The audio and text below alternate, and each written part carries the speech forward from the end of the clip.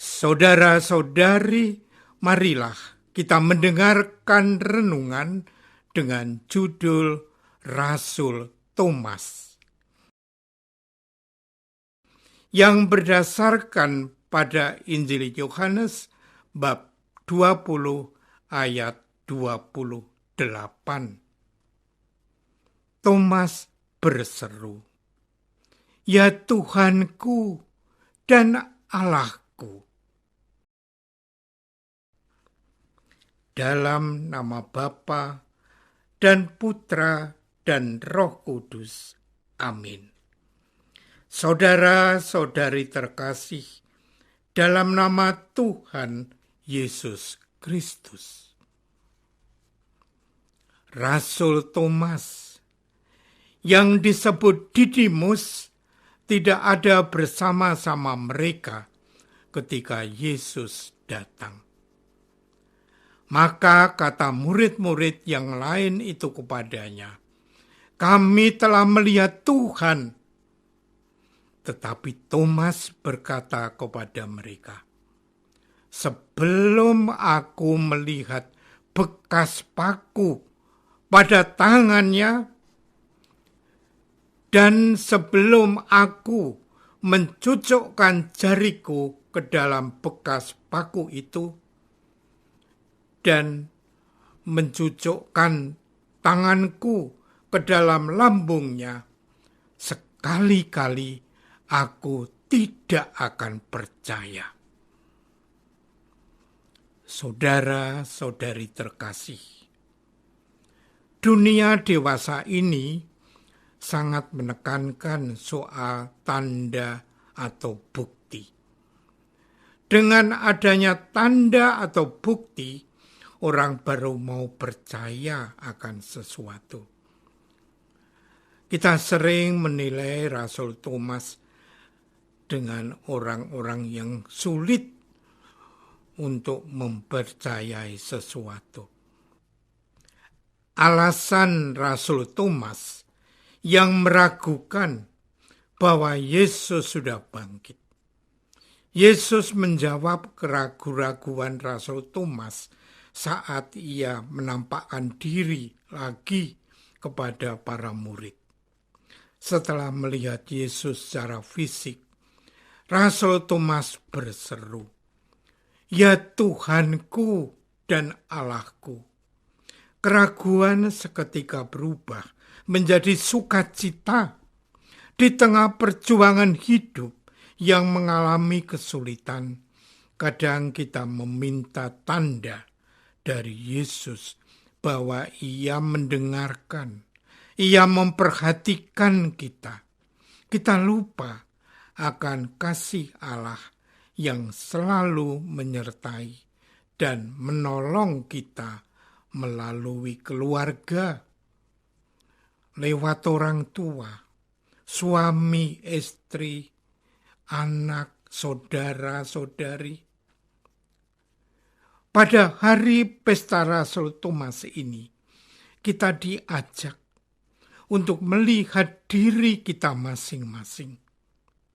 Apakah kita sungguh percaya dan mengimani Yesus yang bangkit, meski kita tidak melihat? Rasul Thomas adalah seorang nelayan, tetapi ia tidak memiliki perahu sendiri seperti Petrus dan Andreas.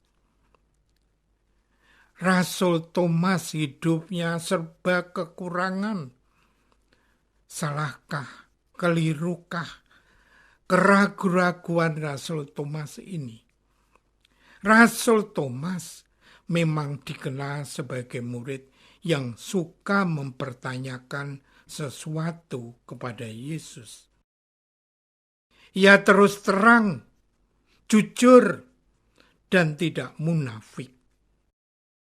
Keraguan Rasul Thomas ini mengundang Yesus membuka misteri iman Tritunggal Maha Kudus.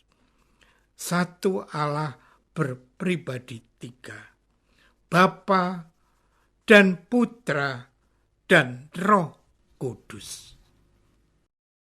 Saudara-saudari terkasih, tidak ada gereja tanpa kebersamaan. Sebab pengalaman akan Allah hanya bisa ditemui dalam kebersamaan.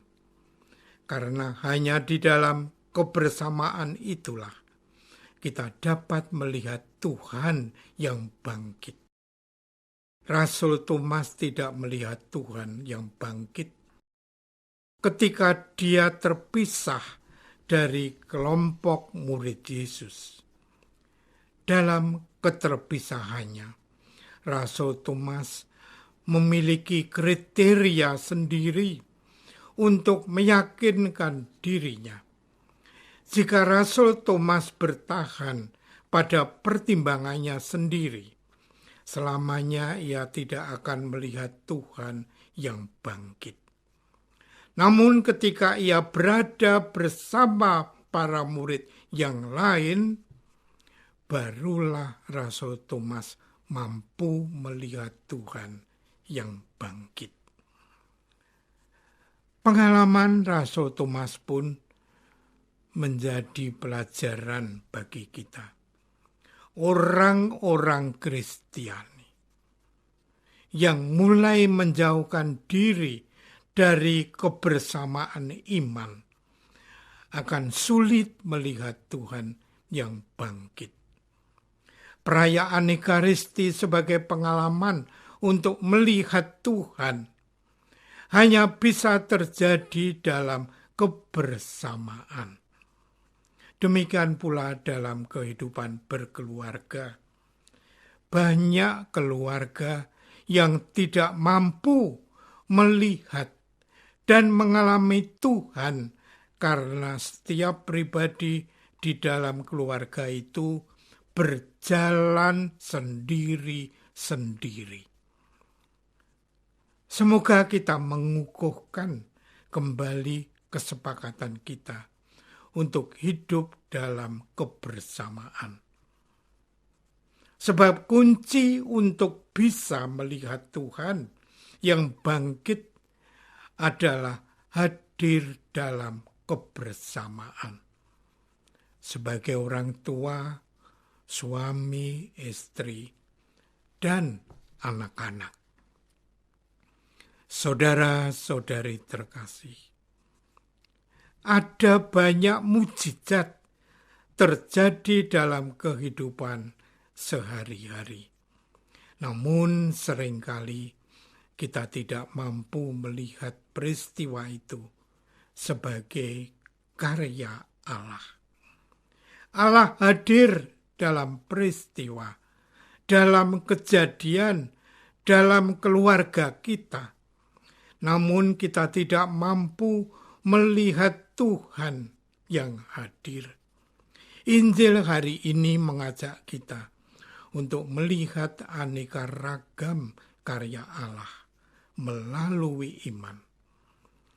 Ketika kita masih boleh membuka mata dan bangun di pagi hari, serta melihat terang cahaya matahari, mendengar kokok ayam, serta cuitan burung-burung kecil di pepohonan, itulah mukjizat karya besar Allah.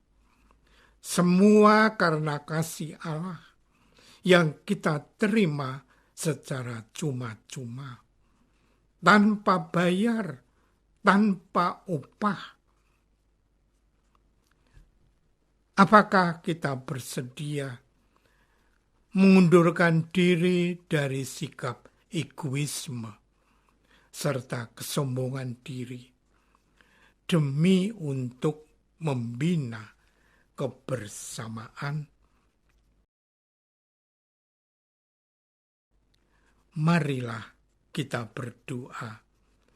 Ya Bapa Allah kami, mampukanlah kami untuk mencintai kebersamaan dan menjauhkan dari setiap perpecahan, karena kami masing-masing berkeinginan secara berlebihan untuk dihormati, untuk dilayani, dan untuk dihargai.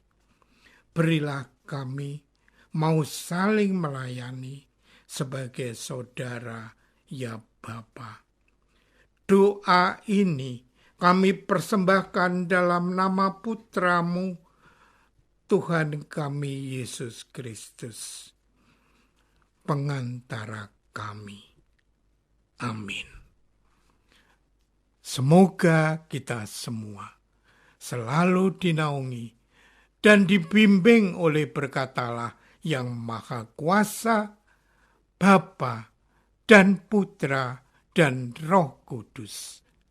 Amin.